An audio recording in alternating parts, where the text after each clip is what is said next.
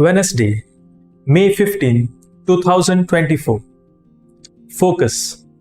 I know that after my departure, fierce wolves will come in among you. The Acts of the Apostles describes various initiatives taken not by Christ but by his followers.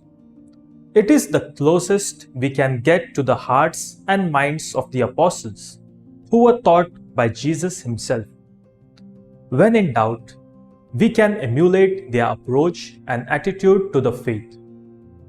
The onus of our decisions and actions lies not on someone else but on us, since we are responsible for our choices. This fundamental truth is highlighted by Paul as he departs from Ephesus.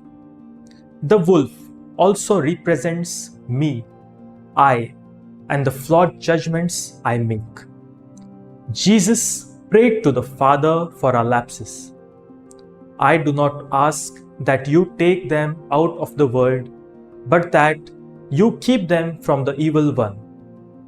The bug of wrongdoing stops at us, for how different we would be if we rejected wrath, sloth, and grudges against one another.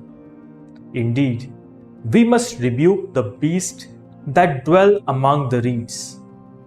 Today's readings also give us consolation when a loved one moves on. One of my friends shared that his mom passed away recently, and eventually he realized that the message is not to mourn endlessly for the faithful departed, but to live out the true teachings of life they sowed. Fruit. I will be always conscious of my thoughts and actions and seek God's guidance in everything.